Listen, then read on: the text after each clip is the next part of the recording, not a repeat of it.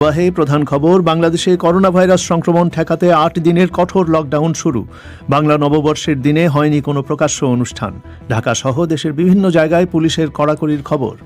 আমরা লোকজনকে সচেতন করতেছি, যারা এমনি এমনি বের হচ্ছে কড়াকড়ি ব্যবস্থা নিচ্ছি। গাড়ির ক্ষেত্রে ওই প্রসিকিউশন দিচ্ছি, আর লোকজনকে আমরা ঘুরাই দিচ্ছি এবং বাসায় থাকার উদ্বুদ্ধ করছি। আর সরকারি হিসেবে গত ২৪ ঘন্টায় আক্রান্তের সংখ্যা কিছুটা কমলেও মৃত্যুর সংখ্যায় নতুন রেকর্ড। আক্রান্তদের চিকিৎসার ব্যয় সামলাতে অনেক পরিবারই অর্থনৈতিক চাপের মুখে। শুনবেন এ নিয়ে। আর ভারতে করোনা পজিটিভ রোগীর সংখ্যা গত ২৪ ঘন্টায় ১,৮৫,০০০-এ উঠেছে। এ নিয়েও শুনবেন প্রতিবেদন। এসব নিয়েই আজকের প্রবাহ।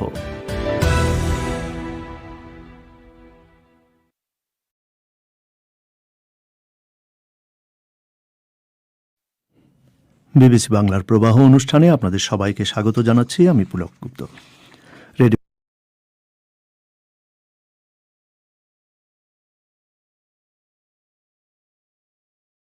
রেডিওতে শর্টওয়েভ ছাড়াও ঢাকা সহ বাংলাদেশের বড় 10টি শহরে FM প্রচার তরঙ্গে অনুষ্ঠানটি শুনতে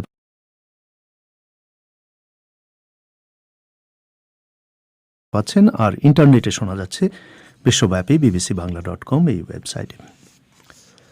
বাংলাদেশে করোনা ভাইরাস সংক্রমণের ঊর্ধ্বগতি ঠেকাতে নতুন করে ৮ দিনের লকডাউনের প্রথম দিনে আজ ঢাকা সহ দেশের বিভিন্ন জায়গায় চলাচল নিয়ন্ত্রণে পুলিশের কড়াকড়ি ছিল বলে খবর পাওয়া গেছে।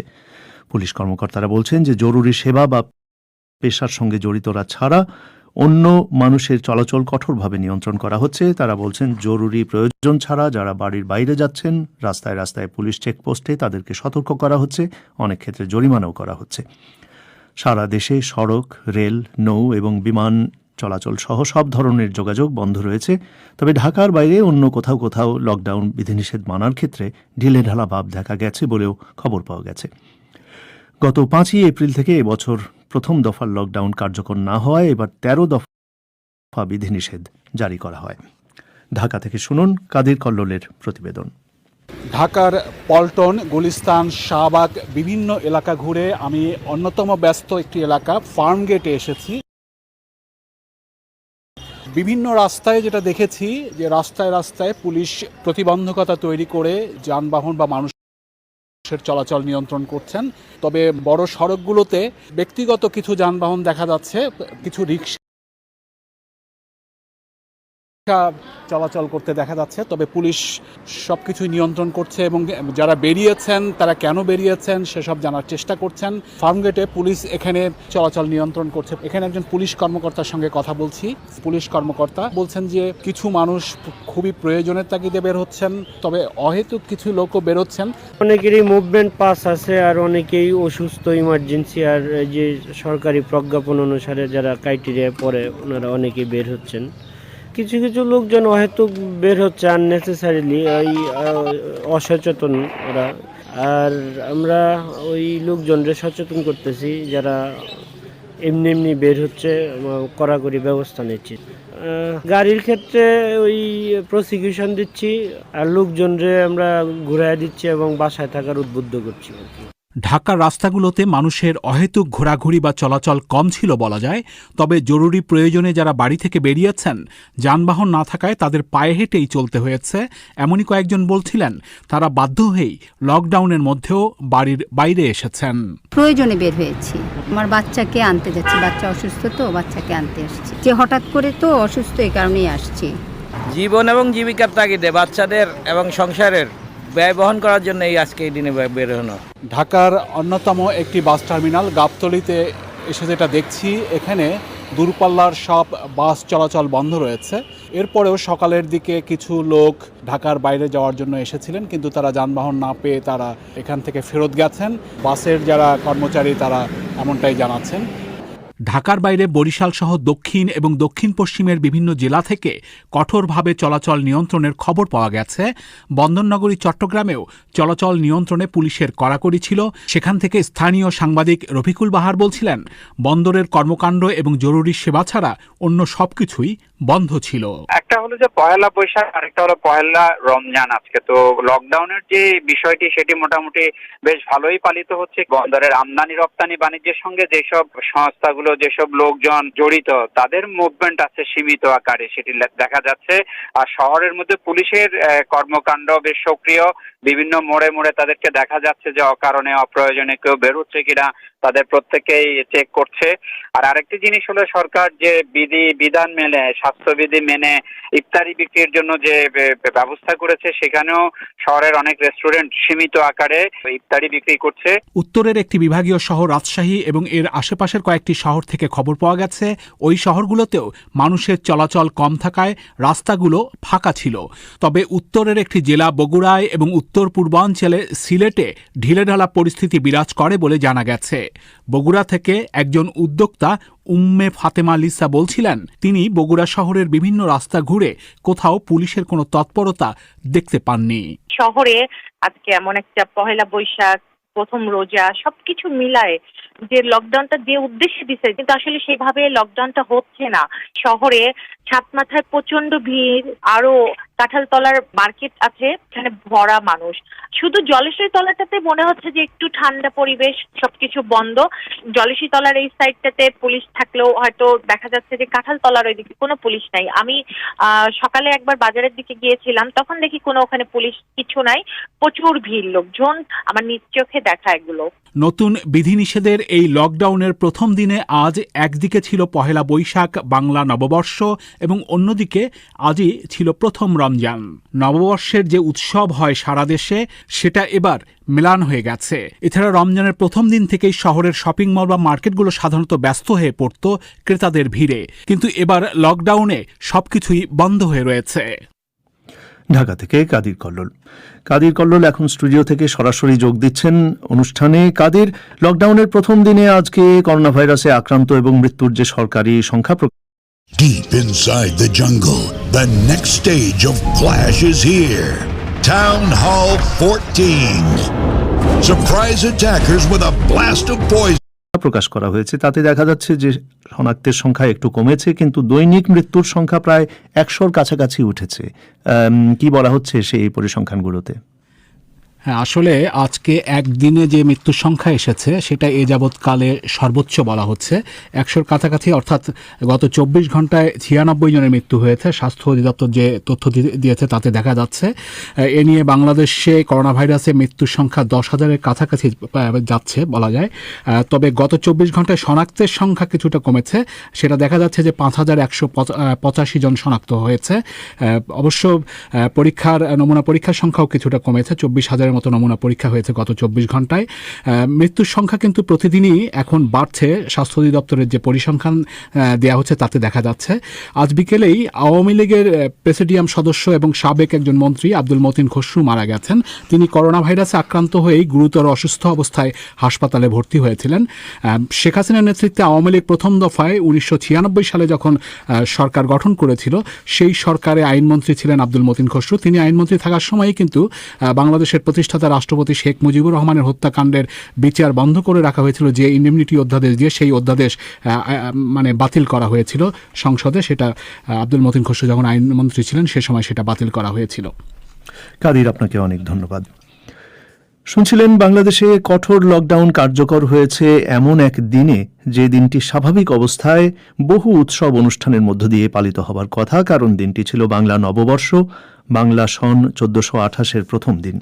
কিন্তু লকডাউন বা কঠোর লকডাউনের কারণে আজকে ঢাকা এবং পুরো দেশের অন্যত্র পরিস্থিতি ছিল একেবারেই অন্যরকম। তো এর মধ্যে বাংলা নববর্ষ পালনের অনুষ্ঠান, যেগুলো প্রকাশ্য অনুষ্ঠান ছিল, সেগুলো বাতিল হয়ে গেছে। কিন্তু লোকজন কিভাবে তাহলে দিনটি পালন করেছেন জানতে কথা বলেছিলাম ঢাকায় সংবাদদাতা রাকিব হাসনাতের সঙ্গে। আসলে বলতে গেলে বাংলাদেশে পহেলা বৈশাখ বা বাংলা নববর্ষের এই প্রথম দিনটি যেভাবে পালিত হয় তার সাথে আজকের দিনটির কোনো মিলই ছিল না। অর্থাৎ করোনা আসার আগে বাংলাদেশে পহেলা বৈশাখ অন্যতম বৃহৎ উৎসব ছিল এবং যে দৃশ্য চিরাচরিত যে দৃশ্য আমরা দেখতাম পহেলা বৈশাখে তার কিছুই আজ দেখা যায়নি। অর্থাৎ লকডাউন থাকার কারণে কোনো ধরনের কোনো আয়োজনই আসলে তেমন কোথাও ছিল না। তবে মঙ্গল শোভাযাত্রা, যেটি পয়লা বৈশাখের অন্যতম একটি আয়োজন, ঢাকায় চারুকলা ইনস্টিটিউট, ঢাকা বিশ্ববিদ্যালয় তারা আয়োজন করে থাকে। তারা একটি প্রতীকী মঙ্গল শোভাযাত্রা আয়োজন করেছে, যেখানে বাংলাদেশের সংস্কৃতি প্রতিমন্ত্রী, ঢাকা বিশ্ববিদ্যালয়ের উপাচার্য সহ হাতে গোনা কয়েকজন মানুষ সেই কর্মসূচিতে যোগ দিয়েছেন এবং তারা বলেছেন যে এটি আসলে প্রতীকী অর্থে তারা আয়োজন করেছেন। এর বাইরে ঢাকায় পহেলা বৈশাখের যে আয়োজনটি সবচেয়ে বেশি জনসমাগম হতো সাধারণত, সেটি হলো রমনা বটমূলে ছায়ানটের যে বর্ষবরণ প্রোগ্রাম সেটি, এবং সেটি আজকে সেখানে হয়নি। তারা একটি ভার্চুয়ালি করেছে, অর্থাৎ তারা আগে এই কর্মসূচিটি, তাদের এই বর্ষবরণ অনুষ্ঠানটি রেকর্ড করে সেটি বাংলাদেশ টেলিভিশনের মাধ্যমে প্রচার করেছে। এভাবেই আসলে আয়োজনটি হয়েছে এবং ঢাকার কোথাও কোনো ধরনের জমায়েত হয়েছে কিংবা কোনো ধরনের আয়োজন হয়েছে বিশেষ এই পয়লা বৈশাখকে ঘিরে বা বাংলা নববর্ষকে ঘিরে তেমন খবর আমরা পাইনি। ঢাকার বাইরেও এ ধরনের কোনো আয়োজনের খবর পাওয়া যায়নি। অর্থাৎ বিশেষ করে চট্টগ্রামে, রাজশাহীতে যে আয়োজনগুলো হতো এবং যেগুলো গণমাধ্যম কাভার করত, সেরকম কোনো কিছু দেখা যায়নি। তো রাকিব, তাহলে দিনটি পালিত হয়েছে কিভাবে? যে প্রকাশ্য অনুষ্ঠান বা বাইরে অনুষ্ঠান না হয়নি, কিন্তু লোকজন তাহলে কিভাবে দিনটি পালন করেছেন বা কিভাবে এই যে বাংলা নতুন বছর 1428 শুরুর দিনটি তাহলে তারা পালন করেছেন? সামাজিক মাধ্যমেই বা এটার কি আভাস দেখা গেছে? আপনি ঠিকই বলেছেন। আসলে পুরো আয়োজন বলতে যেটি আসলে সেইটুকু ছিল, বহিঃপ্রকাশ ঘটেছে আসলে সামাজিক যোগাযোগ মাধ্যমেই। অনেকে দুঃখ করে স্ট্যাটাস দিয়েছেন যে দিনটি স্বাভাবিকভাবে তারা উদযাপন করতে পারেননি। অনেকে হয়তো নতুন জামাকাপড় কেনেননি এবছর, কিন্তু আগের বছরের জামাকাপড় পরিধান করে তারা ছবি দিয়েছেন। সেখানে তারা লিখেছেন, আশা প্রকাশ করেছেন যে কোনো একদিন আবার হয়তো স্বাভাবিকভাবে বাংলা নববর্ষ বা পহেলা বৈশাখ তারা উদযাপন করতে পারবেন সাড়ম্বরে। আবার অনেকে হয়তো পারিবারিকভাবে উদযাপন করেছেন, খুবই নিজেদের মতো করে নিজস্ব পারিবারিক আয়োজনে ছিল। সেখানে হয়তো ছোট বাচ্চা যারা পরিবারের শিশুদেরকে তারা সাজিয়েছেন, সে সমস্ত ছবিগুলো তারা সামাজিক মাধ্যমে শেয়ার করেছেন। সবাই যেটি করেছেন সেটি হলো যে এই নিজেদের উচ্ছ্বাসকে বলি, আবেগকে বলি অথবা উদযাপনের আকাঙ্ক্ষাকে বলি, এগুলো সামাজিক যোগাযোগের মাধ্যমে তুলে ধরতে চেয়েছেন। এভাবেই তারা পরস্পরকে শুভ নববর্ষ বলেছেন। মূলত এভাবেই আসলে এবারের আয়োজনটি সীমাবদ্ধ ছিল সামাজিক যোগাযোগ মাধ্যমে। রাকিব হাসনাত। বাংলাদেশে করোনা ভাইরাস সংক্রমণ বাড়তে থাকায় অনেক পরিবারই আক্রান্তদের চিকিৎসার ব্যয় সামলাতে গিয়ে অর্থনৈতিক চাপের মুখে পড়ছে। সংক্রমিতদের মধ্যে যারা গুরুতর অসুস্থ হয়ে পড়ছেন তাদের হাসপাতালে চিকিৎসা করাতে গিয়ে বা বাড়িতে অক্সিজেন ইত্যাদির ব্যবস্থা করতে গিয়ে অনেক সীমিত আয়ের পরিবার পড়ছেন প্রচণ্ড অর্থনৈতিক চাপের মুখে। কাউকে করতে হচ্ছে ধার দেনা, কাউকে সংসারের ব্যয় কাটছাঁট করতে হচ্ছে। বিবিসির শাহনেয়াজ রকি কথা বলেছেন ঢাকায় এরকম কয়েকটি পরিবারের সঙ্গে। এই রোগটাতে যে হাই ফ্লো অক্সিজেন আইসিইউ এর যে ইমার্জেন্সিটা ক্রিয়েট হয় হঠাৎ করে, খুব ফরচুনেট না হলে, খুব ভাগ্যবান না হলে এটার ধাক্কাটা সামলানো এত সহজ না। আপনাকে মানসিকভাবে এটা মেনে নিতে হবে যে কোনো সময় এই রোগটা আপনার হতে পারে, এবং একবার হলেই আপনাকে প্রায় লাখ টাকার মতো একটা ধাক্কা আপনার উপর দিয়ে যাবে। 7 দিনের মতো হসপিটালে ছিলাম, আমার নিজের জন্য 1.5 লাখ টাকা আমাকে দিয়ে আসতে হয়েছে। মাসে একটাই স্যালারি পাই, সেটা দিয়ে সারা মাস চলতে হয়। বাড়তি কোনো খরচ আসলে সেটা আমাদের জন্য একটু টাফ। প্রথমে জ্বরটা আমার ছিল, এরপরে আমার ওয়াইফের জ্বর শুরু হলো। উনি ছিলেন হসপিটালে 4 রাত 5 দিন, 4 রাত 5 দিন হসপিটালে ছিলেন। আমি ইন টোটাল হসপিটালেই বিল দিয়েছি 60+। আইসিইউতে নিতে হয় নাই, কিন্তু অক্সিজেন সাপোর্ট লেগেছিল। সব মিলে আমার 1 মাস 3 দিনের মতো হসপিটালে থাকতে হয়েছে, এবং আমাকে 8 দিনের মধ্যেই ছেড়ে দেয় কেবিন থেকে, কিন্তু ওনারটা টোটাল ওই যে 1 মাস 2 দিন। তো সব মিলে আমাদের হসপিটাল বিল অ্যারাউন্ড 13 লাখ টাকা হসপিটাল বিল আমরা দিয়েছি।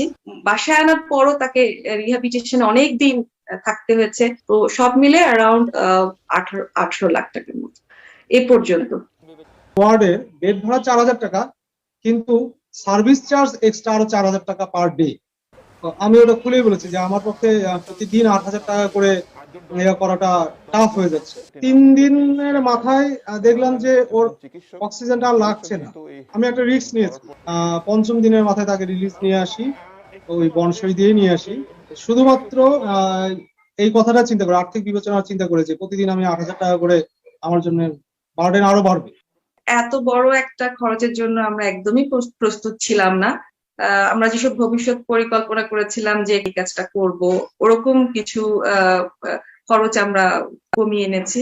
তো ওইভাবে আমরা নিজেদের খরচটাকে কন্ট্রোল করে ওই ঋণের জায়গাটা পূরণ করার চেষ্টা করছি। বাড়তি কোনো খাওয়া দাওয়ার অ্যারেঞ্জমেন্টটা এখন টোটালি বন্ধ।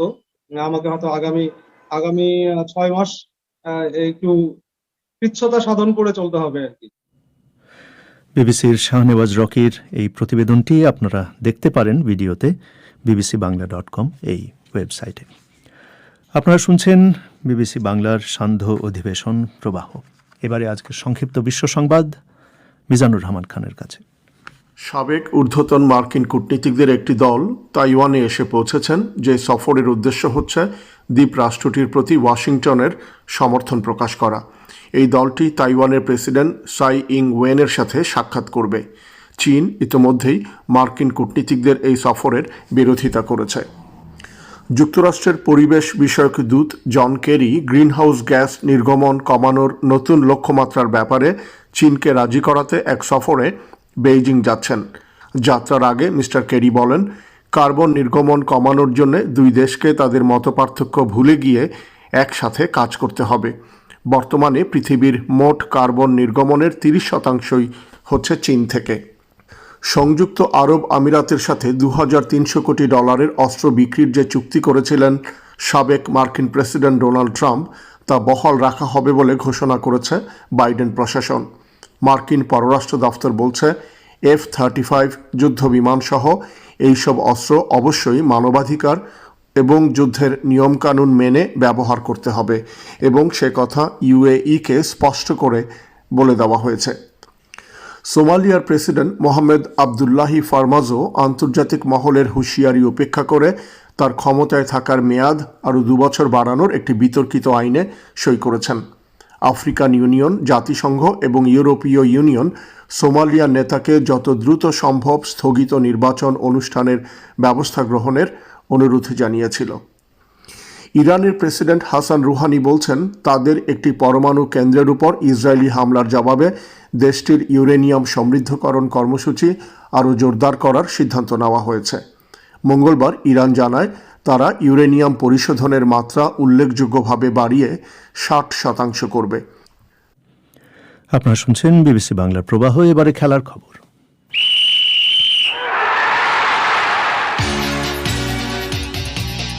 খেলার খবর পড়ছি রায়হান মাসুদ। শুরুতেই ক্রিকেট। 8 বছরের জন্য নিষিদ্ধ হয়েছেন জিম্বাবুয়ের ক্রিকেট দলের সাবেক অধিনায়ক হেথ স্ট্রিক। আন্তর্জাতিক ক্রিকেট কাউন্সিলের অ্যান্টি করাপশন কোডের 5টিতে দোষী প্রমাণিত করা হয়েছে তাকে, এবং হেথ স্ট্রিক সেটা মেনে নিয়েছেন। জিম্বাবুয়ের অন্যতম সেরা এই ফাস্ট বোলারকে 2017 ও 2018 সালের গোটা কয়েক ম্যাচের জন্য তদন্ত করা হয়েছে, যখন তিনি IPL, BPL ও আফগানিস্তানের প্রিমিয়ার লিগের কোচের দায়িত্ব পালন করেন বিভিন্ন দলে।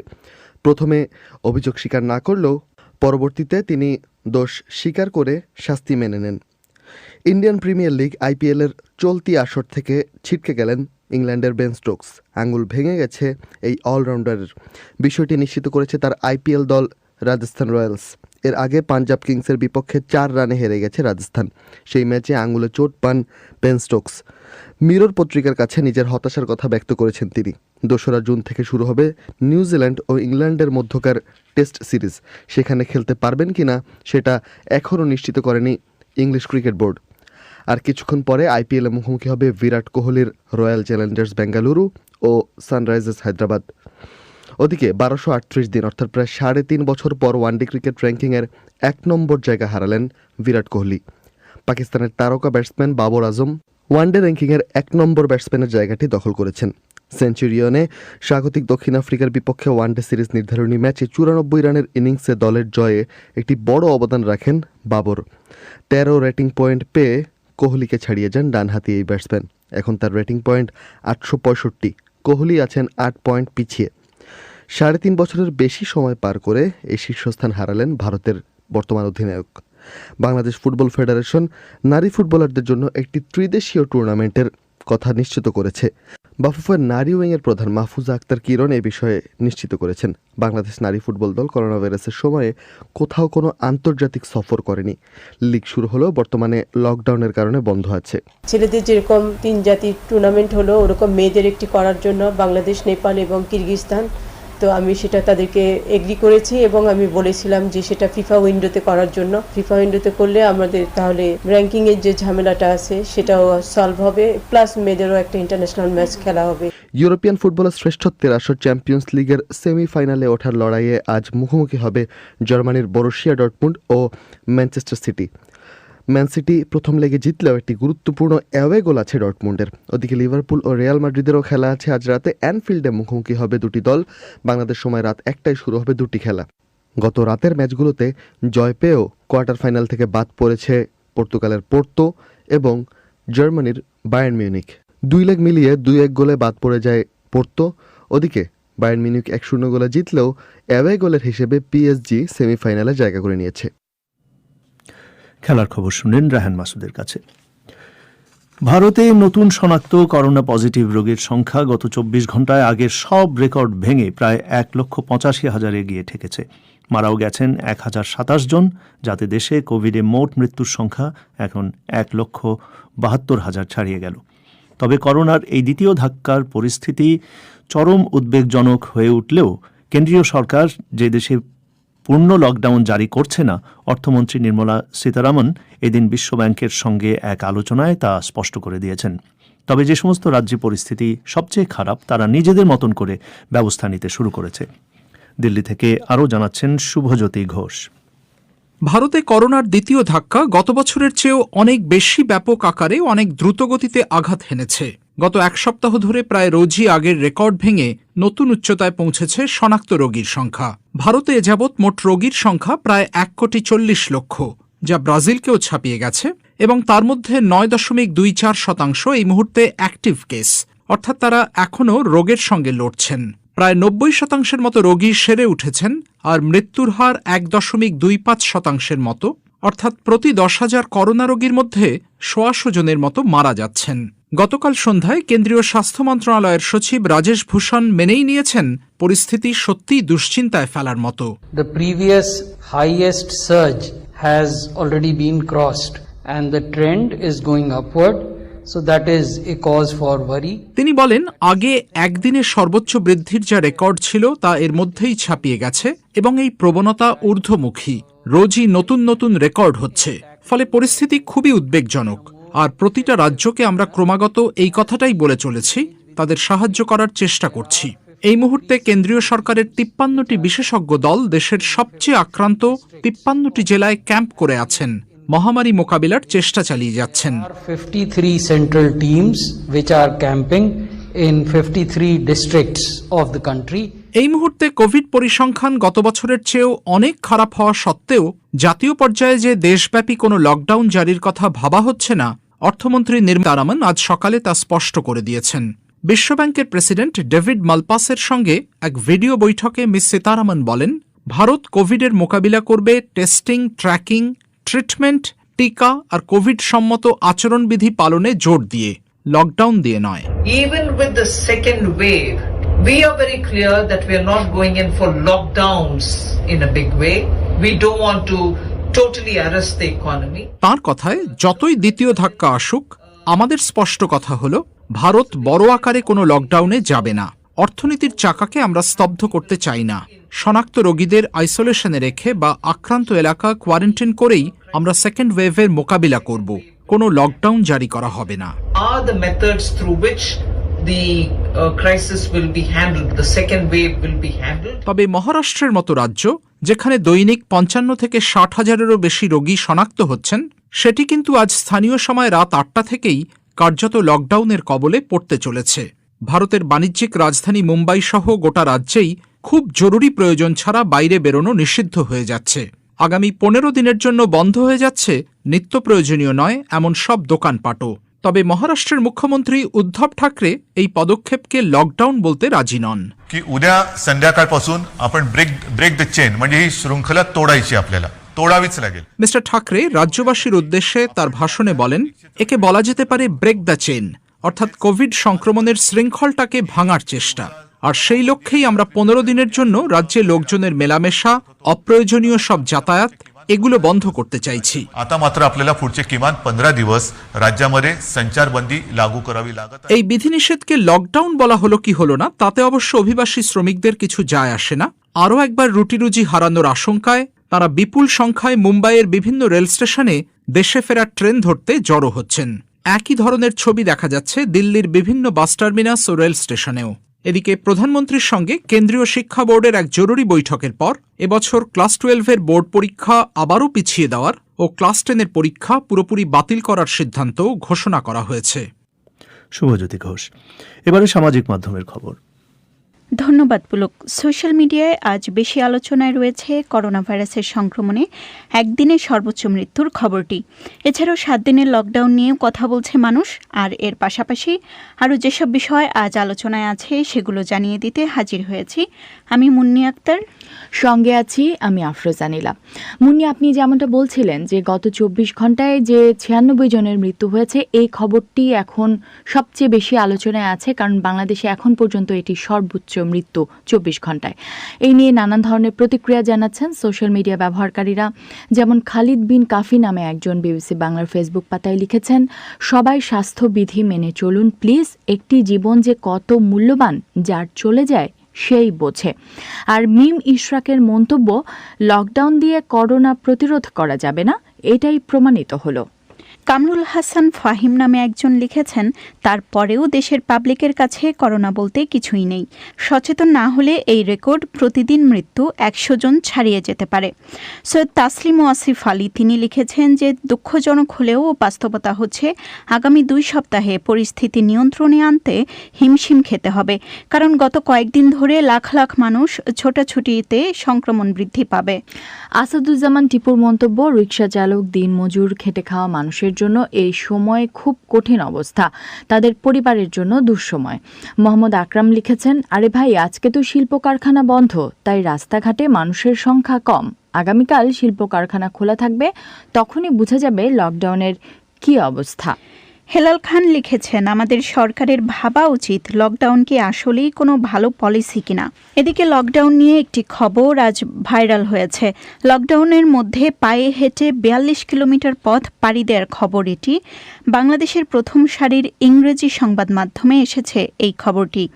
দেশব্যাপী সর্বাত্মক লকডাউনের প্রথম দিনে গাইবান্ধায় গ্রামের বাড়ি যাওয়ার উদ্দেশ্যে মুন্সিগঞ্জের মাওয়া থেকে পায়ে হেঁটে ঢাকার গুলিস্তান আসেন 16 শ্রমিক। মাওয়া মহাসড়কে মাটি কাটার কাজ করেন তারা। লকডাউনে আটকে পড়ায় আজ সকাল 9টায় তারা মাওয়া থেকে রওনা দেন এবং 4 ঘন্টায় প্রায় 42 কিলোমিটার পায়ে হেঁটে তারা গুলিস্তান পৌঁছান, এমনটাই জানাচ্ছেন তারা। এবং তাদের লক্ষ্য কমলাপুর গিয়ে ট্রেন ধরে তারা বাড়ি যাবেন এবং যদি তারা বাড়ি না যেতে পারেন তাহলে বিকল্প উপায় খুঁজবেন। স্বাভাবিকভাবে এই খবরটি নিয়ে নানা ধরনের আবেগী প্রতিক্রিয়া জানাচ্ছেন সোশ্যাল মিডিয়া ব্যবহারকারীরা। নাজমুল নামে একজন যেমন লিখেছেন, এদেশের জন্মই তাদের আজন্ম পাপ। আর জিল্লুর রহমানের মন্তব্য, উনাদের বাড়ি পৌঁছে দেওয়ার ব্যবস্থা করা হোক। অনেক মন্তব্যে এমনটা দেখা যাচ্ছে মুন্নি যে আসলে এই লকডাউনে নিম্ন আয়ের মানুষগুলো যে সবচেয়ে বেশি সমস্যার মধ্যে পড়েছেন সেই আলোচনায় কিন্তু অনেকে করছেন। নীলা, আপনি ঠিকই বলেছেন। এরকম একটি মন্তব্য করেছেন এমডি শিব্বির আহমেদ সজীব। তিনি বলেছেন, সমাজের নিম্নমুখী স্রোতধারার মানুষের খবর কেউ কখনো রাখেনি। এই পৃথিবীর পুরোটাই কর্তাদের দখলে, কর্মীদের হয়ে ওঠেনি নিষ্ঠুরে পৃথিবী। এমডি মতিয়ার রহমান তিনি বলেছেন যে হায়রে জীবন, মানুষ এত কষ্ট করে আর আমরা সামান্য কষ্টেই ভেঙে পড়ি। এছাড়াও আরেকটি খবর দেখা যাচ্ছে সামাজিক যোগাযোগ মাধ্যমে বেশ চলছে, সেটি হচ্ছে কানাডার প্রধানমন্ত্রী জাস্টিন ট্রুডো রোজা উপলক্ষে বিশ্বব্যাপী মুসলিমদের শুভেচ্ছা জানিয়েছেন। এই খবরটি নিয়ে বিবিসি বাংলার ফেসবুক পাতায় গাজী মিজানুর রহমান লিখেছেন, এমন রাষ্ট্রনায়কেরাই তো প্রকৃত ধর্মনিরপেক্ষ, কোনো ধর্মের প্রতি বিদ্বেষ নেই। মোহাম্মদ হাওলাদার লিখেছেন, বিশ্বের সবচাইতে বড় ধর্মনিরপেক্ষ প্রধানমন্ত্রী। আর রওশনুজ্জামান রুবেল লিখেছেন, ওনার সব ধর্মীয় শ্রদ্ধাবোধ অতুলনীয়। এদিকে বরিশালের এক কলেজ ছাত্র কথা বলার রোবট বানিয়েছে, এই খবরটিও আছে আলোচনায়। তার এই রোবটটি হ্যান্ডশেক করতে পারে, বিভিন্ন সংবাদ মাধ্যমগুলো এই খবরটি দিচ্ছে এবং রোবটটির নাম দেওয়া হয়েছে বঙ্গ। খবরটি শেয়ার করে ওই কলেজ শিক্ষার্থীকে অনেকেই বাহবা দিচ্ছেন। টিটু বড়ুয়া নামে একজন লিখেছেন, সত্যি খুব সুন্দর আবিষ্কার, আপনার মতো মেধাবীকে অবশ্যই উপযুক্ত মূল্যায়ন করা উচিত। এগুলোই ছিল সোশ্যাল মিডিয়ায় আজকের আপডেট। সাথে থাকার জন্য ধন্যবাদ। অনুষ্ঠান শেষ করবার আগে প্রধান খবর আরেকবার। বাংলাদেশে করোনা ভাইরাস সংক্রমণ ঠেকাতে 8 দিনের কঠোর লকডাউন শুরু হয়েছে। বাংলা নববর্ষের দিনে কোনো প্রকাশ্য অনুষ্ঠান হয়নি। আমাদের পরবর্তী অধিবেশন পরিক্রমা বাংলাদেশের সময় রাত 10:30, ভারতের সময় 10টায় শুনবেন আশা করে। এখানেই বিদায় নিচ্ছি আমি পুলক গুপ্ত। ভালো থাকবেন। সবাইকে বাংলা নববর্ষের শুভেচ্ছা।